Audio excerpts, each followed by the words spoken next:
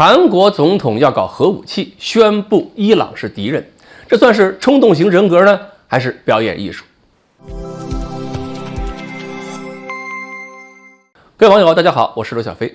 最近韩国总统尹锡悦在国际外交场合的一系列表现，让人感觉他的性格好像有点意思。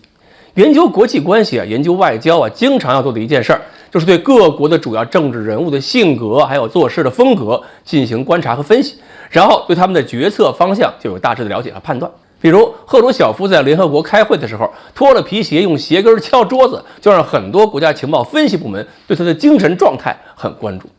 那么尹锡悦呢，好像也有点冲动性的表演风格，比如当选韩国总统前后对中国的态度是有明显变化的。当选前对中国放了不少狠话，当选之后就说在中美之间不能选边站。当然，这种行为表现艺术可以说是为了适应大选，为了拉选票。而且他和他手下的部门近来还会出现一些不和谐的声音，比如11日在听取外交部还有国防部工作汇报的时候就表示，他说如果朝核问题进一步升级，那么韩国就应该主动的谋求部署核武器或者自主拥有核武器。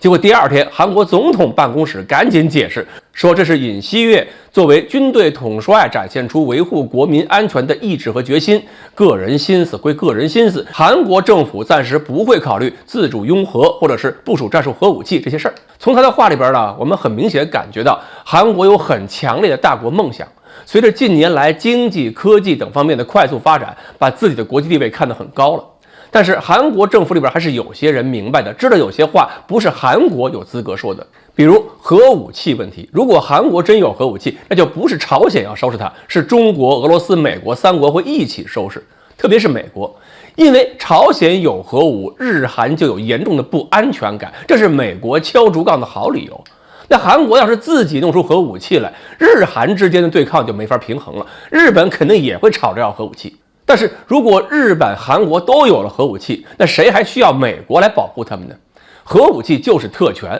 美国可不想让更多的国家拥有这份权利。分享权力这种事儿拦不住对手，但是拦住盟友总没问题吧？除此之外，还一件事儿说明尹锡悦的作风有点类似美国的特朗普大嘴巴，或者是拜登说错话，政府各部门总是会忙着后边打补丁。比如这次出访阿联酋，不知道尹锡悦是不是忙着推销韩国武器，有点上头。他说阿联酋是韩国的兄弟国家，阿联酋的安全就是韩国的安全。当今世界对阿联酋构成最大威胁的国家就是伊朗。然后伊朗马上回应说，尹锡悦的发言表明他对伊朗跟阿联酋在内的波斯湾沿岸国家之间的历史友好关系，还有目前彼此关系积极发展的状态全然不知。伊朗政府正在密切关注韩国政府就伊朗同阿联酋关系的公开立场，要求韩国政府就尹锡悦的相关言论进行说明。韩国外交部赶紧向伊朗解释说，总统此言跟这个韩伊关系无关。